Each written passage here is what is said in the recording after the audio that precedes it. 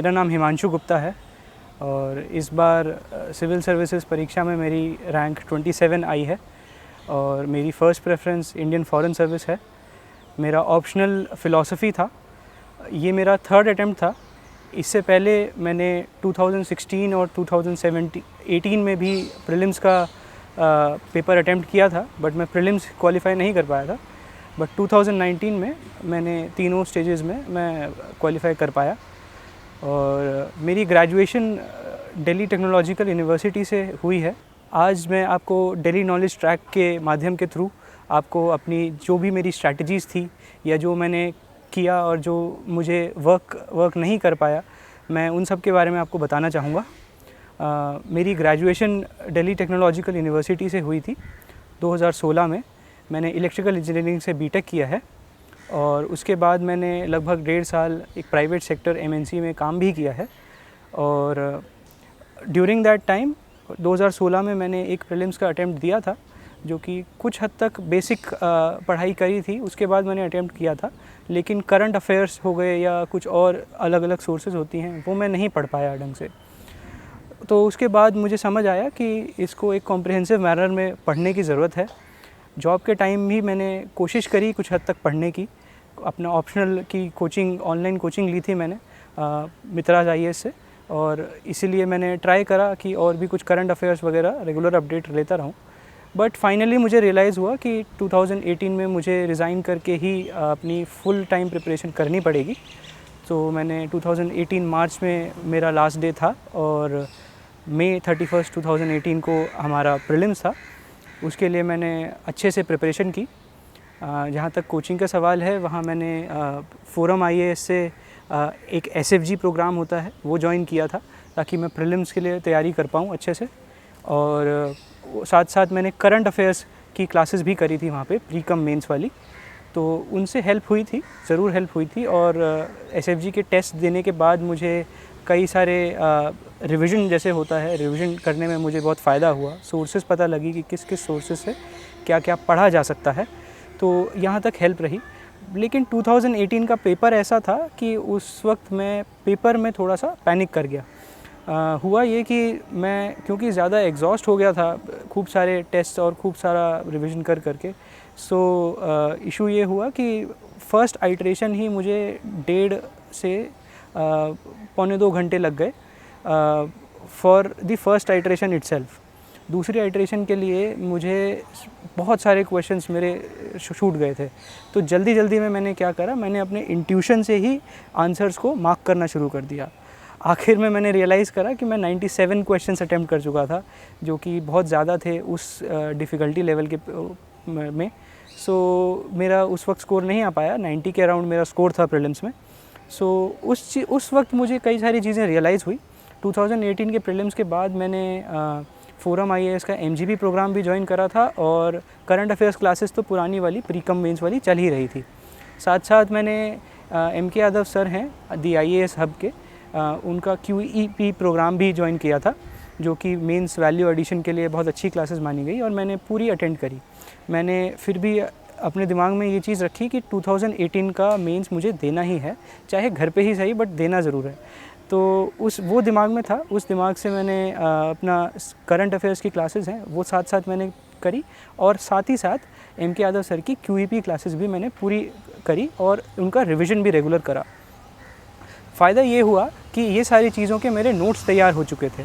तो जब 2019 की बारी आई तो 2019 में मुझे इन सब को फ़ायदा हुआ और मेरे को ज़्यादा एफ़र्ट्स नहीं लगाने पड़े या नोट मेकिंग में या फिर रिवीजन में। तो यहाँ मुझे को फ़ायदा हुआ। साथ साथ प्रीलिम्स की जो मिस्टेक्स की बारे में बात है, तो प्रीलिम्स में मुझे ये रियलाइज़ हुआ कि जो मैंने प्रिपरेशन ईयरली कंपाइलेशन से मैं कर रहा था उस टाइम, उसको मुझे स्प्रेड करने की ज़रूरत थी। तो डेली करंट अफेयर्स मैंने स्टार्ट किया। और डेली करंट अफेयर्स के लिए मैं ये बोलना चाहूँगा, जो कि बहुत बड़ा एक लोग सोचते हैं कि हिंदू न्यूज़पेपर पढ़ना, रोज़ रोज़ उसको सब्सक्राइब करना बहुत ज़रूरी है। मेरे हिसाब से मैंने हिंदू न्यूज़पेपर को नहीं सब्सक्राइब करा कभी। मैंने हमेशा एक राउज़ IAS करके एक DNS का वीडियोज़ आती हैं, रोज़ रात में अपलोड हो जाती थी। 2018 से अभी तक मैंने रोज़ उसकी वीडियोस देखी हैं, रोज़ उनको रिवाइज़ करने के लिए कुछ स्ट्रैटेजीज़ लगाई थी मैंने। जैसे मैं उनको वीडियोस को फ़ोन पे देखता था, तो उनका स्क्रीनशॉट ले लेता था और स्क्रीनशॉट लेके एक व्हाट्सएप ग्रुप बना रखा था मैंने, जिसमें मैं ही था, और उसमें मैं स्टोर कर लेता था सभी स्क्रीनशॉट्स को एनोटेट करके, टैग करके, तो उनका रिविज़न बहुत आसान हो जाता था।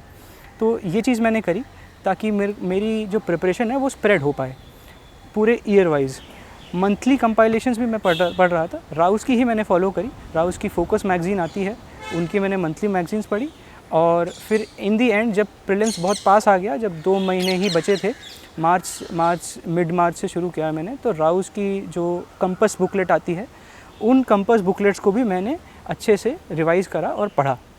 साथ साथ जब प्रीलिम्स आ गया था मिड मार्च में, उसके साथ साथ मैंने MK यादव सर का ही INA प्रीलिम्स का क्रैश कोर्स ज्वाइन कर लिया था। उनकी भी कुछ जो स्ट्रेंथ्स हैं उसके लिए मैंने वो चीज़ ज्वाइन करी थी। जैसे सर ने गवर्नमेंट स्कीम्स बहुत अच्छा कराया था। मुझे नहीं लगता कि गवर्नमेंट स्कीम उनसे अच्छा कोई करा सकता है जिस ढंग से उन्होंने रिवाइज़ कराया था। और कई सारे ऐसे टॉपिक्स हैं जो टॉपिक्स को उन्होंने बहुत ही अच्छे ढंग से कॉम्प्रिहेंसिवली कवर कराया। बट हाँ, ये चीज़ है कि MK यादव सर के नोट्स से सभी कुछ उस वक्त सारी थीम्स, सारे टॉपिक्स नहीं कवर हो सकते थे। तो इसलिए राउस की जो वीडियोस हैं या राउस के जो मंथलीज़ और ईयरली कंपाइलेशंस हैं वो भी काम आई। तो अगर मैं समराइज़ करना चाहूँ प्रीलिम्स के लिए, करंट अफेयर्स के लिए, मेरी ये 2 सोर्सेज मेजर थी।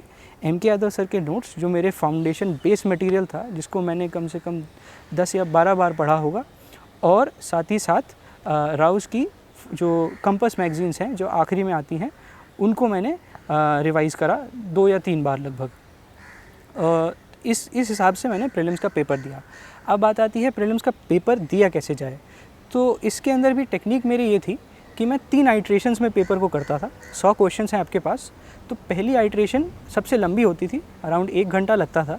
लेकिन उस एक आइट्रेशन में मैं सारे क्वेश्चंस मुझे पढ़ लेने हैं, सारे क्वेश्चंस को मेरे को अच्छे से एलिमिनेट कर देना है ऑप्शंस, जो आई एम कम्प्लीटली श्योर कि ये ऑप्शन एलिमिनेट कंप्लीट हो सकता है। साथ साथ मैं हर क्वेश्चन पे एक कैटेगरी मार्क कर लेता था कि ये किस कैटेगरी का है। मैंने 4 कैटेगरीज़ बना रखी थी क्वेश्चंस की। जैसे कुछ ऐसे क्वेश्चंस थे जिसमें मैं कम्प्लीटली श्योर था, कुछ ऐसे थे जिसमें मैं एक ऑप्शन एलिमिनेट कर पा रहा था बट 3 बच जा रहे थे, कुछ ऐसे थे जिसमें सिर्फ 2 ही बच जा रहे थे, और कुछ ऐसे थे जिसमें मैं कुछ नहीं एलिमिनेट कर सकता था। तो ऐसे कैटेगरी 4, 3, 2, 1 ऐसे करके मैंने कैटेगराइज़ कर रखा था। तो इन्हीं कैटेगरी को मैं फ़र्स्ट आइट्रेशन में ही मार्क कर लेता था कि ये क्वेश्चन किस कैटेगरी का है। तो फर्स्ट आइट्रेशन लगभग 1 घंटे की चलती थी। उसके बाद अराउंड 20 से 25 मिनट मैं नेक्स्ट सेकेंड आइट्रेशन को देता था, जिसमें मैं कैटेगरी 3 और कैटेगरी 2 में और लॉजिक लगाने की कोशिश करता था कि मैं किसको और ज़्यादा एलिमिनेट कर पाऊँ, कुछ कैलकुलेटेड गेसेस ले पाऊँ। जब ये हो जाता था फिर मैं कैलकुलेट इस ढंग से करता था कि ओवरऑल जो MCQ OMR शीट है, कितने क्वेश्चंस में अटेम्प्ट कर लिए हैं मैंने 80 से ज़्यादा कर लिए हैं, 85 कर लिए हैं, लेट्स से 65 कर लिए हैं या 90 ही कर लिए हैं। तो वो सब देखना कि कहाँ मैं अभी स्टैंड कर रहा हूँ और मुझे कितना और रिस्क लेने की ज़रूरत है, वो वहाँ पे कैलकुलेट कर लेता था मैं।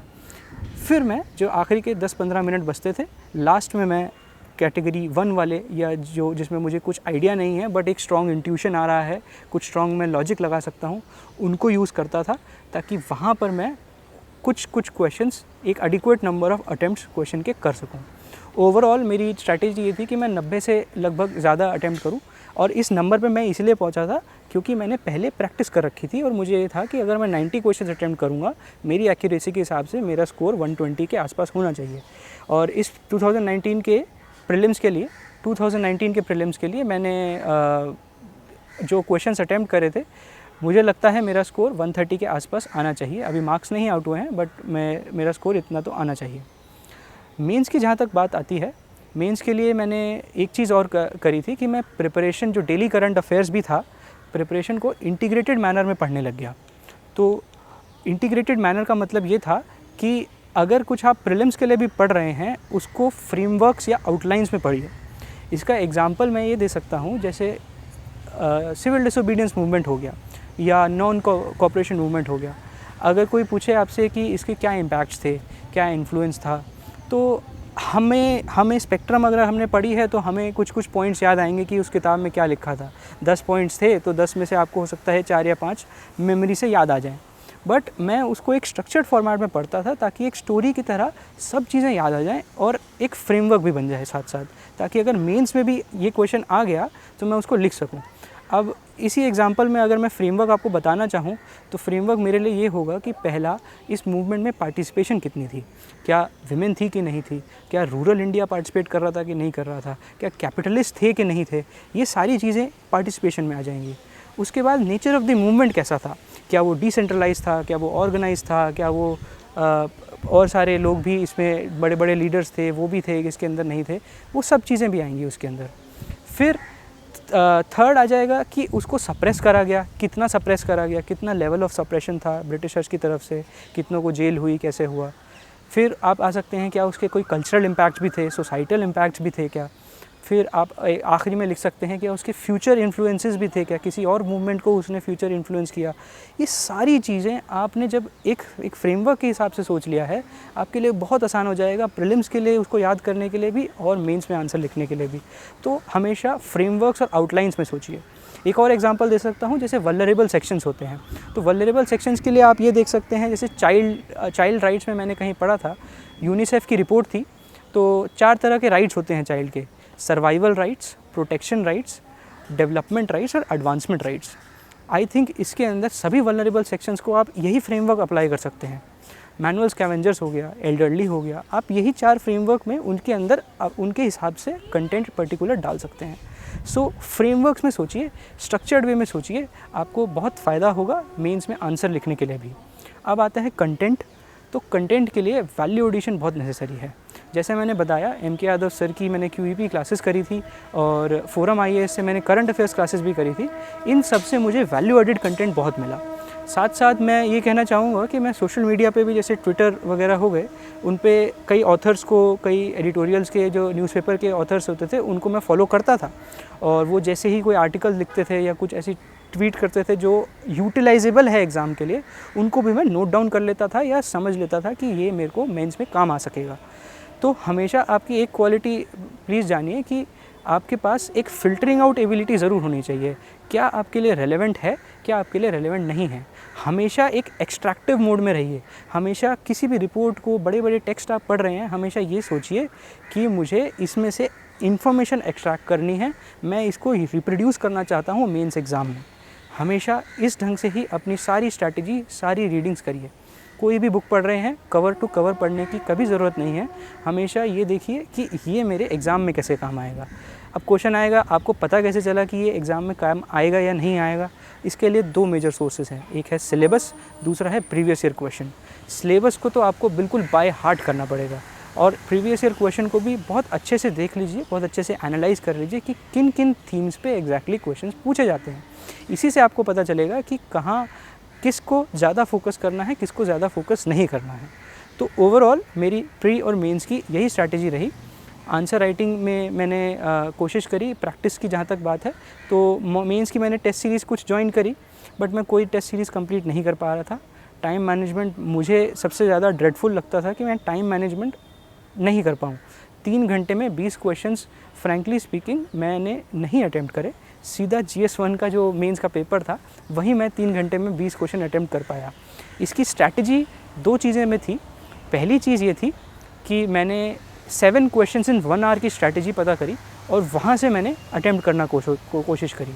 अब ये मेरे को कहाँ से स्ट्रैटेजी पता चली, मैं एक नाम लेना चाहूँगा। SOMP करके एक ग्रुप है टेलीग्राम पे, तो वो चैनल चलाते हैं और वो अपनी टेस्ट सीरीज़ GS मेंस की और इवन फ़िलॉसफ़ी ऑप्शनल की भी टेस्ट सीरीज़ चलाते हैं।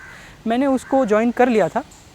उसके एंड में उन्होंने कुछ मेंस मैराथन वगैरह रखे थे और वो क्वेश्चंस मैं अटैम्प्ट करता था। तो 7 क्वेश्चंस इन 1 आवर मेरे को वहाँ से चीज़ पता चली और उसको मैंने कंटिन्यू करा।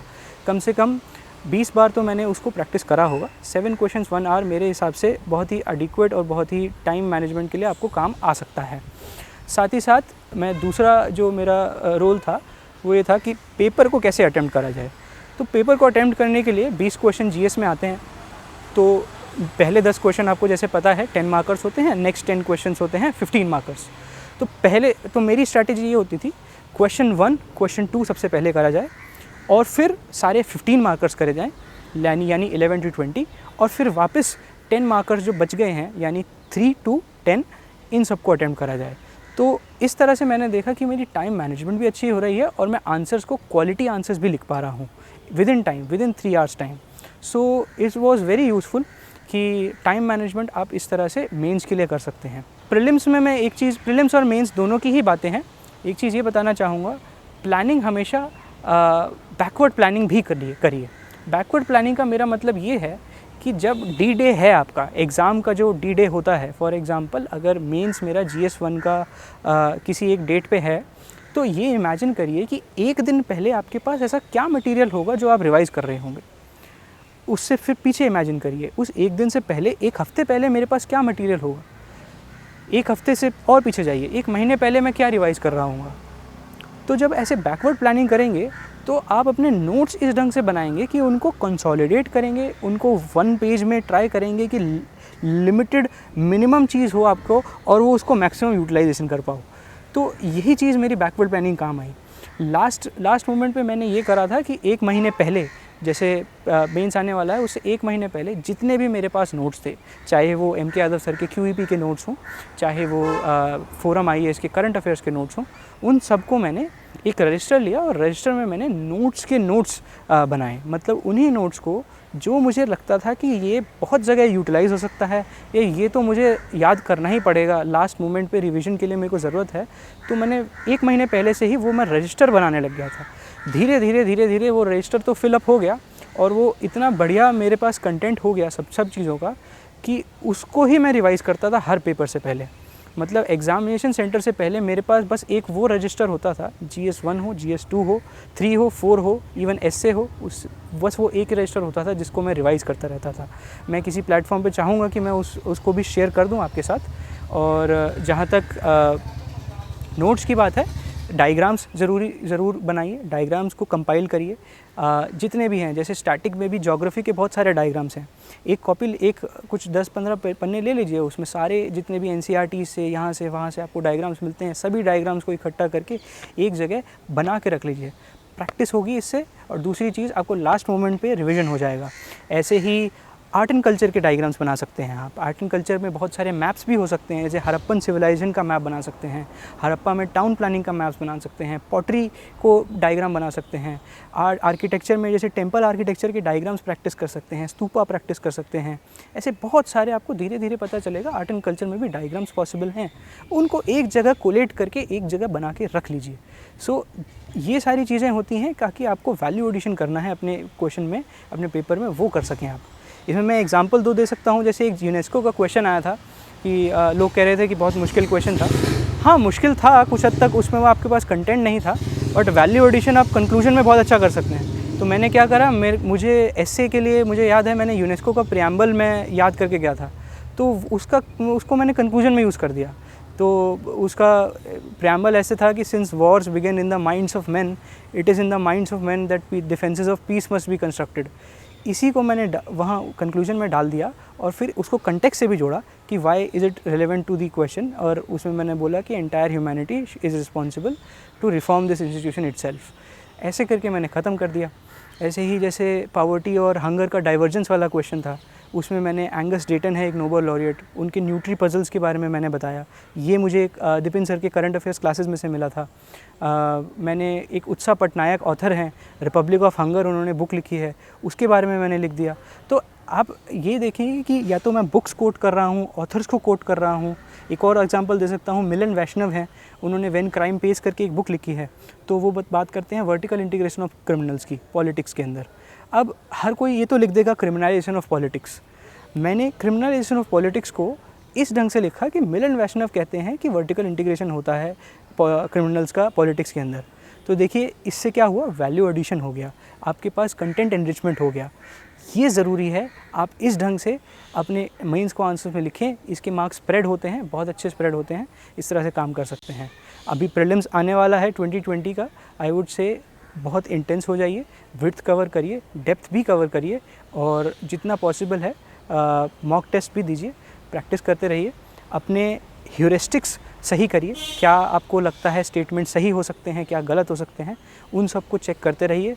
एक मैं टिप देना चाहूँगा, लिस्टिकल्स बनाइए, एक लिस्ट ऑफ लिस्ट भी बनाइए। मतलब आपको लास्ट डे में कुछ लिस्ट रिवाइज़ करनी पड़ेंगी। लिस्ट जैसे नेशनल पार्क्स की लिस्ट हो गई, जैसे यूनेस्को के साइट्स की लिस्ट हो गई, इंटेंजिबल कल्चर हेरिटेज साइट्स की लिस्ट हो गई, या फिर रिपोर्ट्स की लिस्ट हो गई, इंटरनेशनल ऑर्गेनाइजेशंस की लिस्ट हो गई। एक ऐसी लिस्ट बनाइए कि आपको कौन कौन सी लिस्ट्स को देखना है, रटना है, और एंड में एग्ज़ाम प्रीलिम से पहले आपको याद करनी है वो चीज़ें। ये आपको आपका प्रोसेस स्ट्रीमलाइन कर देंगी और आपको हेल्प करेंगी आगे जाके रिवीजन में। मैंने प्रीलिम्स के बारे में आपको अच्छे से बताया, मेंस के बारे में भी मैंने स्ट्रैटेजी डिटेल में डिस्कस करने की कोशिश करी। इंटरव्यू के रिगार्डिंग मैं ये बोलना चाहूँगा कि मेरा इंटरव्यू दरअसल फर्स्ट डे ही था 17 फेब को, और इस बार मेंस का रिज़ल्ट भी काफ़ी लेट आया था।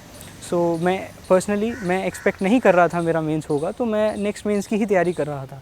बट क्योंकि अब मेरे पास लेस देन 1 मंथ था प्रिपेयर करने के लिए, मैंने कोशिश करी कि मैं ज़्यादा से ज़्यादा पढ़ पाऊँ, और थोड़ा सा हारी करी मैंने। तो इसके अंदर जो डैफ था, डैफ पे ही सबसे ज़्यादा मैंने काम करा। 1-2 जगह मैं गया आईजीपी के लिए, इंटरव्यू प्रोग्राम के लिए। मैं आपको बता देता हूँ मैंने कहाँ कहाँ ज्वाइन करा। नेक्स्ट आईएएस में आईजीपी प्रोग्राम था, वो ज्वाइन करा, बिकॉज इंजीनियर्स के लिए मुझे लगता है वो बहुत ही एक अच्छी जगह है ज्वाइन करने के लिए। फोरम आईएएस से मैं ऑलरेडी एसोसिएटेड था, तो वहाँ भी मैं गया। आयु सर से मेरी नियॉन जो हैं उनसे मेरी बात हुई, और वो ग्रुप मॉक्स उन्होंने ऑर्गेनाइज़ करे, डैफ एनालिसिस का उन्होंने अच्छा करा, तो वहाँ मुझे बहुत हेल्प हुई। दी आईएएस सब एमके यादव सर के यहाँ भी मैंने कुछ क्लासेस अटेम्प्ट करी, एक मॉक भी दिया, और सर के साथ पर्सनल इंटरेक्शंस भी होते थे, तो वहाँ भी मुझे काफ़ी हेल्प हुई। इसके अलावा मैंने मॉक इंटरव्यूज़ 1-2 जगह और दिए थे, जैसे संकल्प एक इंस्टीट्यूट है, जामिया हमदर्द यूनिवर्सिटी है, वहाँ मैं गया था मॉक देने, और एक रेस आईएएस का भी मैंने मॉक इंटरव्यू दिया था। तो ओवरऑल 5 से 6 मैंने मॉक इंटरव्यूज़ दिए। डैफ एनालिसिस पे मैंने फोकस करा, और अपना फ़िलॉसफी ऑप्शन को एक बार बस एक दिन बैठ के उसको रिवाइज़ कर लिया। एजुकेशनल बैकग्राउंड मेरे हिसाब से नेक्स्ट आईएएस की जो क्लासेस थी उनमें हेल्प मिली मुझे। इलेक्ट्रिकल मैंने पढ़ लिया, कम्युनिकेशन मैंने पढ़ लिया, तो वहाँ से मुझे हेल्प मिली। और इंटरव्यू एक्सपीरियंस के बारे में बोलना चाहेंगे तो मुझे लगता है कुछ चीज़ें ठीक भी हुई थी, कुछ चीज़ें मुझे लगता था कि मैंने अच्छा आंसर कर दिया, बट कुछ चीज़ें ऐसी भी थी जहाँ मुझे लगा कि मैं थोड़ा बेटर आंसर कर सकता था इंटरव्यू के बाद। सो अभी एक्चुअली कई सारी चीज़ें सब्जेक्टिव भी होती हैं इंटरव्यू में, तो हम ओवरऑल तो नहीं जज कर सकते हैं कि एग्जैक्टली आपका इंटरव्यू कैसा गया। हमेशा ये देखिए कि हमेशा कोई चीज़ बहुत अच्छी नहीं होती और बहुत ख़राब नहीं होती, एवरेज भी होता है, अबव एवरेज भी होता है, बिलो एवरेज भी होता है, तो एक स्पेक्ट्रम होता है। तो अब देखते हैं मार्क्स की बात, बट आई थिंक इंटरव्यू में आप अपने हाथ में आपके जो है आप वही कोशिश कर सकते हैं। और आप सभी को मैं ऑल द बेस्ट कहना चाहूँगा, और मोटिवेशन ज़रूर बनाए रखिए। मैं हमेशा से कोशिश ये करता आया हूँ कि मैं श्रीमद् भगवद गीता की फ़िलॉसफी को फॉलो करूँ। जैसे वो कहते हैं कि जर्नी को या अपने कर्म को ज़्यादा इम्पोर्टेंस दीजिए रादर दैन द रिज़ल्ट। मुझे हमेशा से यही लगता है कि अपनी जर्नी को एंजॉय करिए। जो भी आप पढ़ रहे हैं, जैसे भी आप प्रिपरेशन कर रहे हैं, उसको एंजॉय करिए, उसमें खुश होइए, उसमें आप क्यूरियोसिटी जनरेट करिए अपने अंदर कि आप जानना चाहते हैं, आप नॉलेज गेन करना चाहते हैं, आप लर्न करना चाहते हैं। एग्ज़ाम का रिज़ल्ट आपके हाथ में नहीं है, बट उसके लिए पढ़ना आपके ज़रूर हाथ में है। प्रिपरेशन करते रहिए, ज़रूर आप सफल होंगे। और इसी के साथ थैंक यू।